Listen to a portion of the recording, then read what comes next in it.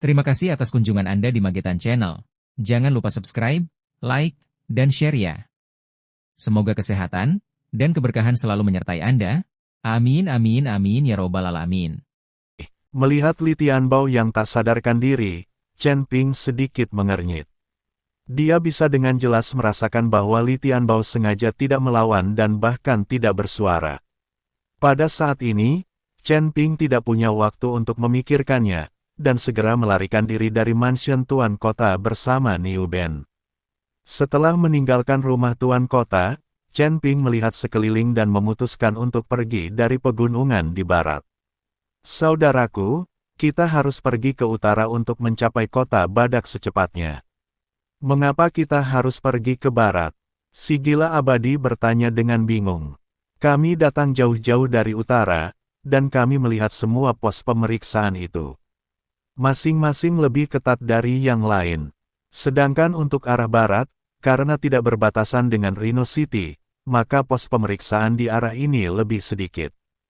Chen Ping menjelaskan, sebenarnya, Chen Ping pergi ke barat karena dia ingin melihat pegunungan, untuk melihat siapa yang tinggal di kota kecil di pegunungan, dan untuk melihat apakah tebakannya benar. Tetapi ketika Chen Ping dan kawan-kawan meninggalkan istana Tuan Kota dan menuju ke pegunungan di sebelah barat, tiba-tiba terdengar suara alarm melengking di seluruh istana Tuan Kota. Sosok-sosok membubung ke langit dari mansion Tuan Kota, dan sejumlah besar prajurit mulai mencari keberadaan Chen Ping dan anak buahnya. Beritahukan kepada semua kota untuk menjaga gerbang kota dengan ketat. Kita tidak boleh membiarkan orang-orang dari Rhino City itu melarikan diri. Xie Zong menatap Li Tianbao yang tak sadarkan diri dan meraung keras. Dia tidak menyangka bahwa Chen Ping dan anak buahnya berani menyelamatkan Niu Ben di wilayahnya sendiri. Bahkan jika mereka melarikan diri dari rumah Tuan Kota, mereka tidak dapat melarikan diri dari seluruh kota Feihu. Ada lusinan kota besar dan kecil di sekitarnya, dan mereka pasti tidak dapat melarikan diri meskipun mereka memiliki sayap. Mendengar bunyi alarm yang melengking, Chen Ping tahu bahwa dirinya telah terekspos. Pihak lain telah menyadari bahwa Niu Ben telah diselamatkan. Kita perlu mempercepat, kata Chen Ping. Feng Xian menggendong Niu Ben, dan mereka berempat berlari cepat ke arah barat di bawah cahaya bintang-bintang malam. Chen Ping memandangi bintang-bintang di langit, masing-masing bintang sangat terang. Chen Ping tahu bahwa bintang-bintang yang dilihatnya sekarang seharusnya merupakan dunia yang tak terhitung jumlahnya, dan bumi di dunia sekuler seharusnya menjadi salah satunya. Chen Ping dan anak buahnya berlari makin cepat dan tidak berani terbang di angkasa karena target terbangnya terlalu besar. Setelah meninggalkan rumah Tuan Kota, ada dataran luas di luar dan tidak ada tempat untuk bersembunyi.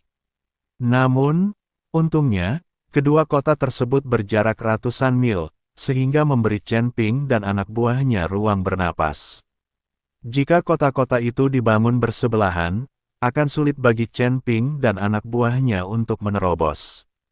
Chen Ping dan anak buahnya membutuhkan waktu kurang dari 1 jam untuk menempuh jarak beberapa ratus mil.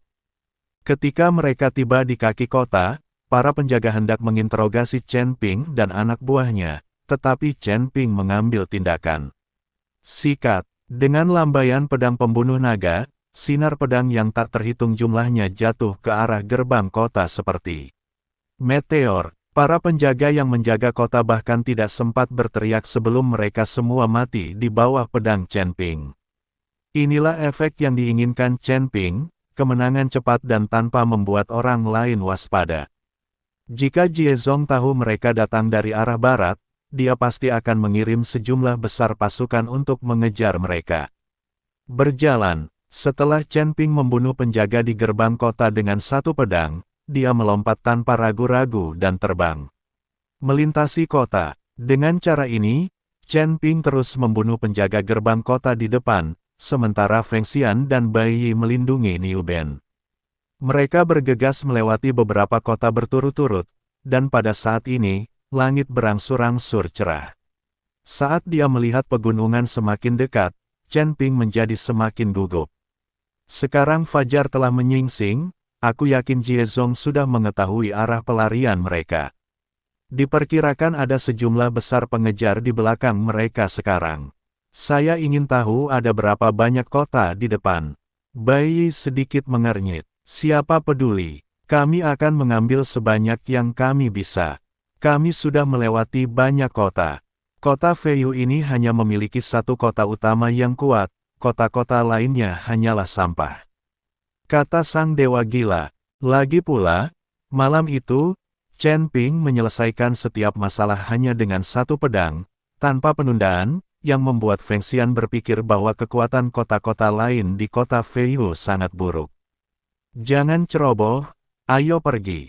Chen Ping berkata demikian, dan mereka berempat melanjutkan perjalanan mereka.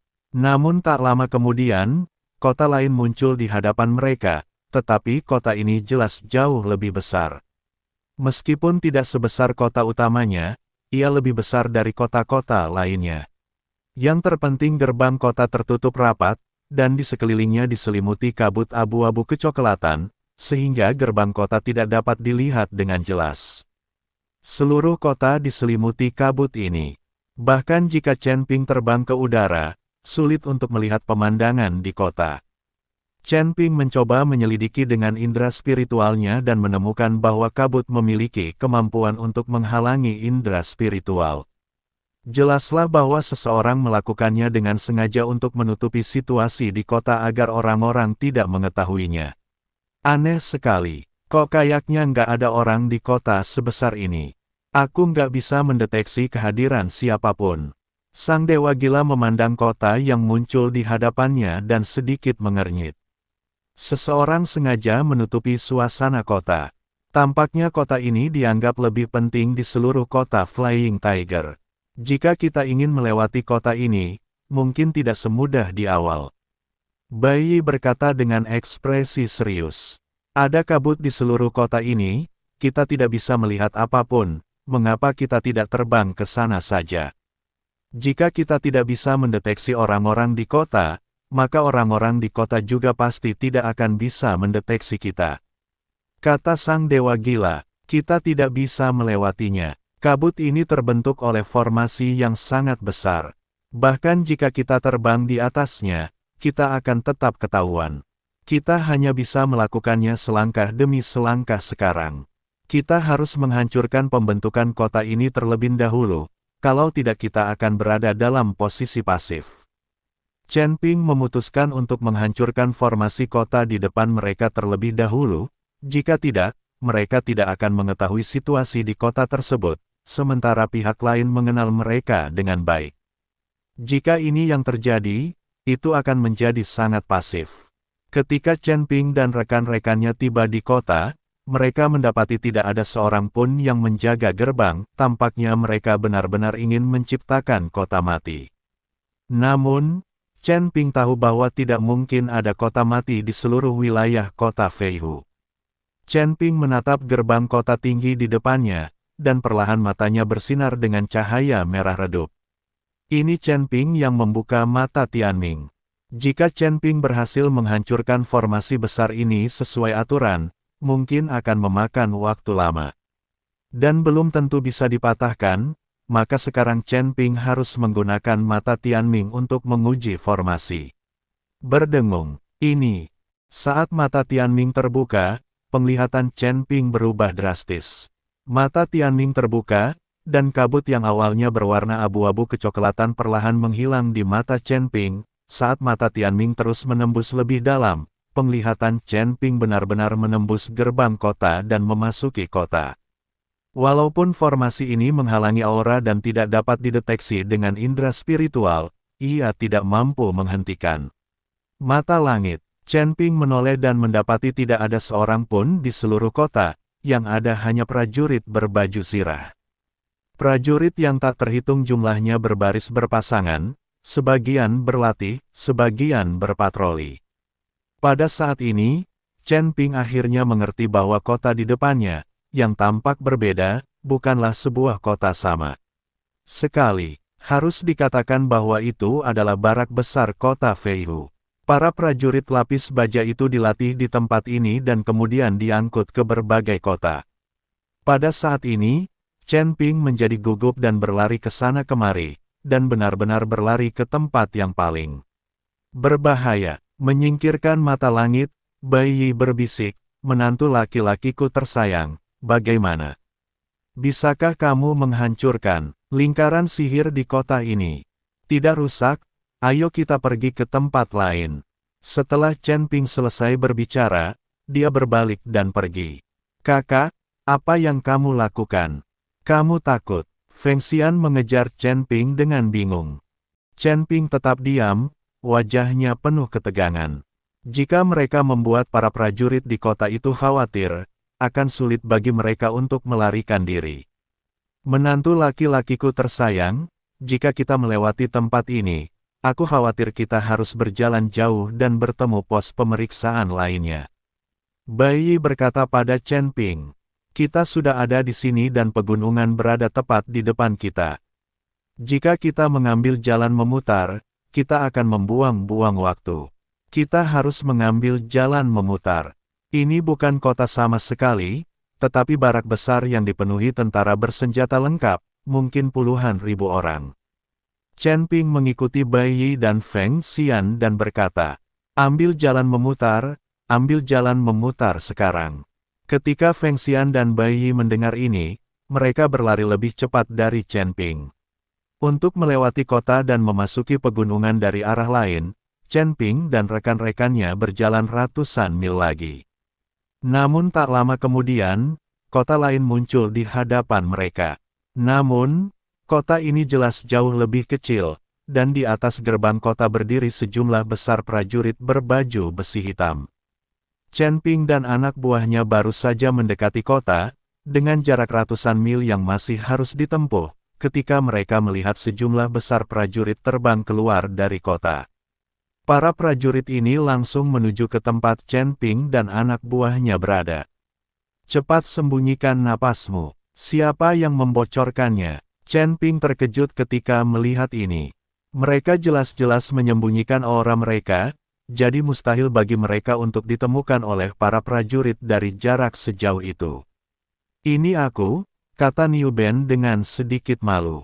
Ternyata orang ini sudah lama menyembunyikan auranya, namun kemampuannya kurang mumpuni, akhirnya auranya bocor. Melihat ini, Chen Ping hanya bisa melambaikan tangannya, dan sebuah penghalang muncul, menghalangi napas beberapa orang, dan kemudian dia dengan cepat meninggalkan posisi semula. Sejumlah besar tentara mengepung tempat Chen Ping dan anak buahnya memulai, tetapi mereka tidak menemukan siapapun. "Carilah mereka, mereka tidak bisa lari jauh." Kapten Zanbing segera memerintahkan anak buahnya untuk mencari kemana-mana. Chen Ping dan anak buahnya memanfaatkan fakta bahwa kota itu kosong dan mencoba untuk menyerbu kota dengan cepat. Tetapi ketika Chen Ping dan anak buahnya diam-diam tiba di kaki kota, tiba-tiba sekelompok tentara lain bergegas keluar dari kota. Kali ini, tidak ada pihak yang menduganya dan mereka bertemu seperti ini. "Sika!" Chen Ping bereaksi cepat dan mengayunkan pedang pembunuh naga seketika, dengan ribuan energi pedang menebas ke arah prajurit di depannya. Para prajurit ini bahkan tidak punya waktu untuk bereaksi dan semuanya tewas tragis di tempat. Chen Ping kemudian menggerakkan api di telapak tangannya, lalu ia menyalakan api dan membakar mayat-mayat itu menjadi abu. Begitu banyak mayat yang tergeletak di gerbang kota akan segera ditemukan. Sekarang Chen Ping sudah menghancurkan mayat-mayat itu dan menutupi semua jejaknya, butuh waktu bagi pihak lain untuk menemukannya. Berjalan, beberapa orang terbang ke langit dan langsung menyerbu kota. Karena tidak ada prajurit yang menjaga tempat itu, tidak ada seorang pun yang memperhatikan keberadaan Chen Ping dan teman-temannya. Setelah melewati kota ini, pegunungan akhirnya terlihat. Pegunungan yang berjajar rapi itu tampak membentang sejauh mata memandang, dan ukurannya berkali-kali lipat lebih besar dari Gunung Tianmo di alam surgawi. Ayo pergi. Kota-kota di atas pegunungan ini jumlahnya lebih sedikit. Begitu kita melewati pegunungan ini, kita akan mencapai wilayah manusia binatang lainnya. Kita tidak perlu bersembunyi di sana-sini lagi. Chen Ping melihat pegunungan megah di depannya dan menghela napas panjang lalu berkata, membangun kota di pegunungan membutuhkan tenaga kerja dan sumber daya keuangan yang sangat besar, jadi jika menyangkut pegunungan, ukuran kota Feihu jelas jauh lebih kecil. Chen Ping dan rekan-rekannya bergerak cepat di sepanjang pegunungan, dan setelah menempuh perjalanan 1000 mil, mereka tidak melihat satu kota pun. Kakak Chen, bisakah kamu istirahat sebentar? Aku tidak bisa mengimbanginya, Niu Ben berkata sambil terengah-engah. Lagi pula, Niu Ben masih muda, dan tenaga yang terkuras dalam tubuhnya belum bisa segera terisi kembali, maka ia harus istirahat. Baiklah, istirahatlah. Jangan berlarian. Aku akan memeriksa bagian depan. Chen Ping hanya memasang susunan ilusi dan membiarkan Feng Xian dan yang lainnya memasukinya. Jika ada orang lewat, mereka tidak akan dapat menemukannya. Setelah menenangkan beberapa orang, Chen Ping menghilang dalam sekejap. Chen Ping berlari cepat menuju kedalaman pegunungan. Tanpa tarikan Niu Ben, kecepatan Chen Ping jauh lebih cepat, dan hanya jejak bayangan yang bisa terlihat. Saat Chen Ping terus masuk lebih dalam ke pegunungan, dua kota segera muncul di depan matanya. Kedua kota ini mencakup hampir seluruh pegunungan, menghalangi jalan mendaki gunung. Hanya ada satu jalur antara kedua kota itu. Kedua kota ini seperti dua pintu. Setelah melihat pemandangan ini, Chen Ping semakin merasa bahwa kota kecil di gunung itu pasti luar biasa dan pasti ada orang penting di sana. Bahkan kota utama tempat Jie Chong berada tidak memiliki dua kota untuk menggemakan pertahanan, dan dua kota yang tiba-tiba muncul sekarang pasti melindungi kota kecil yang tampaknya tidak mencolok di pegunungan. Ada sejumlah besar prajurit yang berjaga di kedua kota ini, dan ada cakram besar di setiap gerbang kota. Chen Ping tidak tahu untuk apa itu digunakan. Tetapi jelas bahwa skala dan kekuatan kedua kota ini pasti lebih kuat daripada kota-kota lainnya. Yang paling penting adalah tidak ada jalan memutar dan mencapai puncak gunung. Apalagi banyak sekali prajurit yang berpatroli di kedua kota itu dan pertahanannya pun sangat ketat. Setelah mengamati sejenak, Chen Ping diam-diam mundur. Bagaimana? Bisakah kita menyeberangi pegunungan dan mencapai daerah suku binatang lainnya? Melihat Chen Ping kembali, Bai Yi bertanya pada Chen Ping. Chen Ping menggelengkan kepalanya dengan serius dan berkata, ada dua kota yang menghalangi jalan di depan. Kita harus melewatinya. Kakak, tidak bisakah kita memutarinya? Sang Dewa Gila bertanya, tidak, kita harus bisa melewatinya. Jika kita tidak bisa melewatinya, kita hanya bisa kembali, dan kemudian kita pasti akan dikejar. Kata Chen Ping, menantuku tersayang, berapa skala kedua kota ini? Apakah mudah untuk dibobol? Bai Yi bertanya dengan khawatir setelah mendengar ini. Tidak mudah untuk menerobos masuk. Pasti ada puluhan ribu tentara di kedua kota ini. Sekarang kami hanya bisa berharap agar informasi mereka tidak berada di tempat yang salah dan kami dapat lolos begitu saja. Kata Chen Ping, lagi pula, mereka semua adalah manusia binatang, jadi wajar saja jika mereka keluar masuk gerbang kota. Tetapi Chen Ping khawatir berita mereka sudah disebarkan ke sini oleh Jie Song. Kalau begitu, mereka mungkin akan dikenali segera setelah mereka memperlihatkan kepalanya. Coba saja, dan bersiaplah untuk bertarung. Bai Yi mengangguk. Keempat pria itu berjalan menuju kedua kota itu. Ketika mereka tiba di kaki kota, mereka melihat sejumlah besar tentara berdiri di gerbang kota. Masing-masing dari mereka memiliki ekspresi serius dan memancarkan aura dingin. Chen Ping menarik napas dalam-dalam lalu berjalan menuju gerbang kota.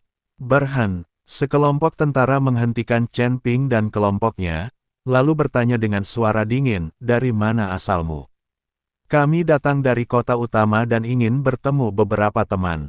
Saat Chen Ping berbicara, dia sebenarnya mengeluarkan sekantong koin peri, bermaksud menyuap kapten prajurit yang menjaga gerbang kota. Lagi pula, trik ini telah dicoba dan diuji di dunia sekuler, dan tidak ada orang yang tidak mencintai uang. Namun siapa sangka begitu Chen Ping mengeluarkan koin peri, sang kapten pasukan tempur mengernyitkan dahinya.